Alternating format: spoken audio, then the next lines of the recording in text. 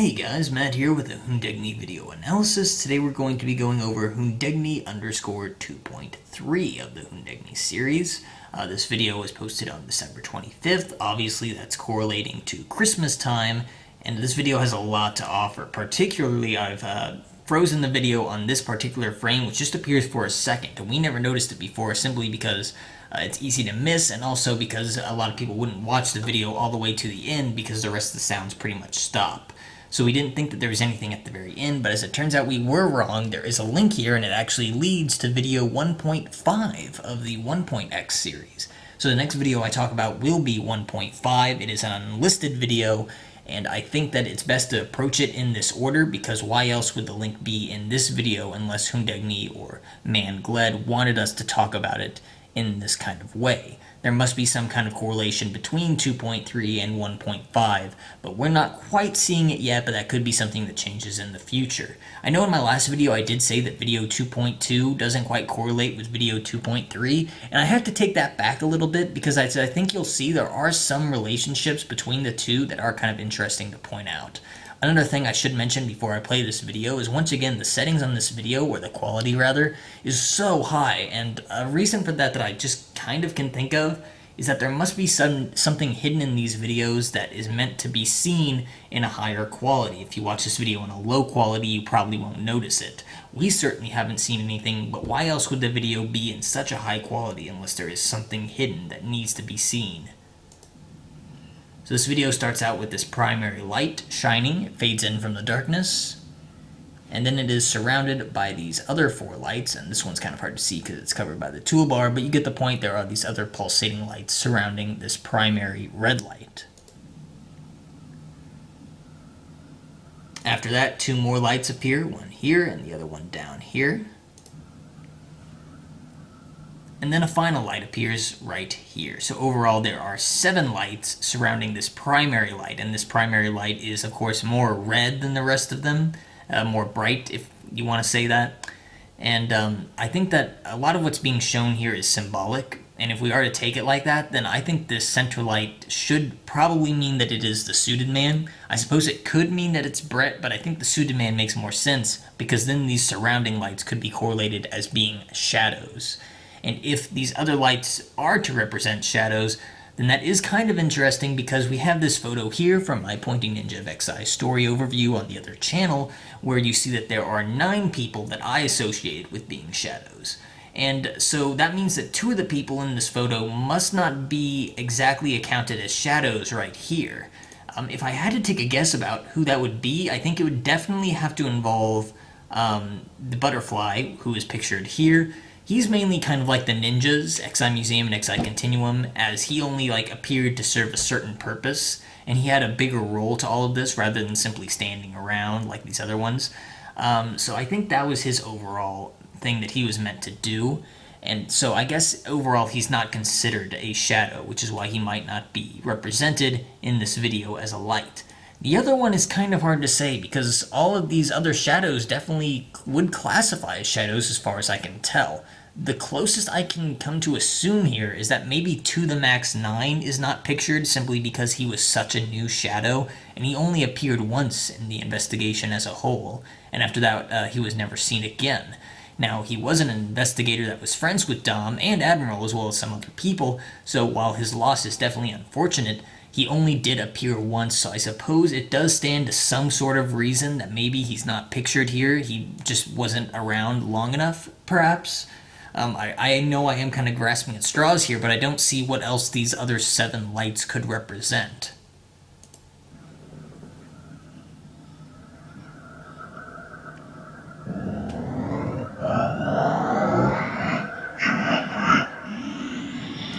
Alright, so you hear these strange noises, and as they begin to subside, and as this one is growing really bright, you'll notice that this light over here disappears, and that actually is one of the original lights, one of the original 4. I'm going to go back to this part of the video, and you'll see that.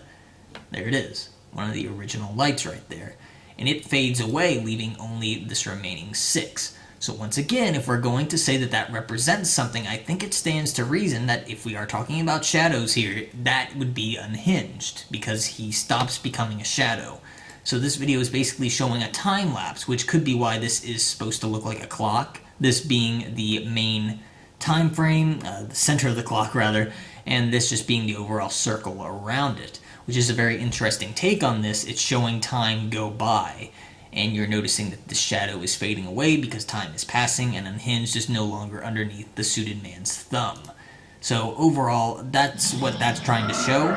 What's really strange though is that this light then begins to flicker very strangely. It starts wavering around and it actually crashes into this light over here. I don't know if that has any meaning, but it acts very erratically, and the other lights definitely do not mirror this whatsoever.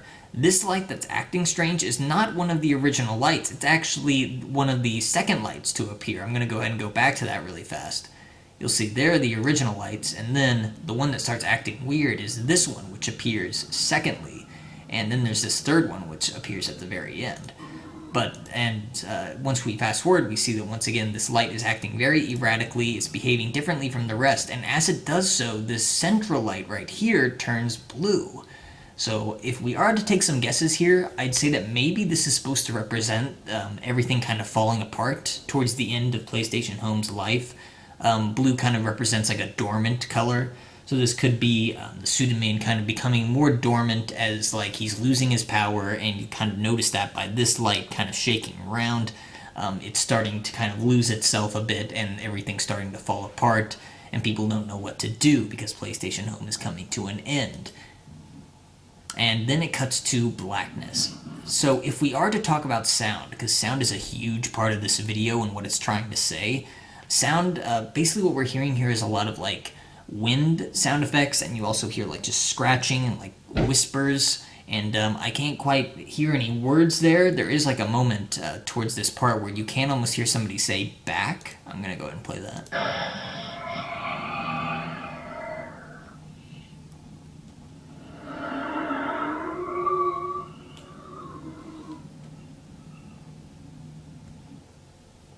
Actually, I think I played that too soon. There it is.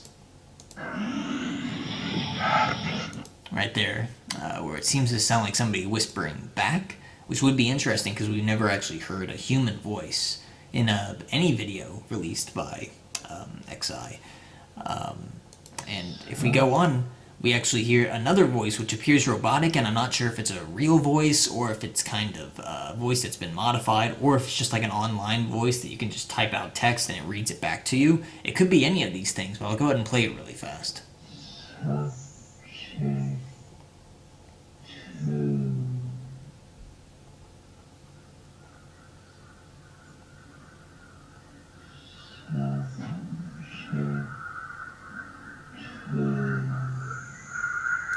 So once you hear, again, you hear like these strange breathing noises in the background, and of course you hear someone that's saying it's subject to. This is not the last time we're going to hear that. I think it's very important to everything that's been said in this overall series of 2.x. Whatever subject to is, it's definitely worth noting, but I think we need to save that for a future time when we talk about video 2.4, because that's the video which really kicked off a lot of our interest in what this series is trying to display. And as the video goes on, you just hear the strange noises continue, and the voice keeps repeating the same word of subject to. And each of the way that it iterates it is kind of different. It's not just like the same phrase repeated over and over again, like it's said with kind of different inflections as time goes on. And that could also just mean the passing of time as it goes. We're not sure about that.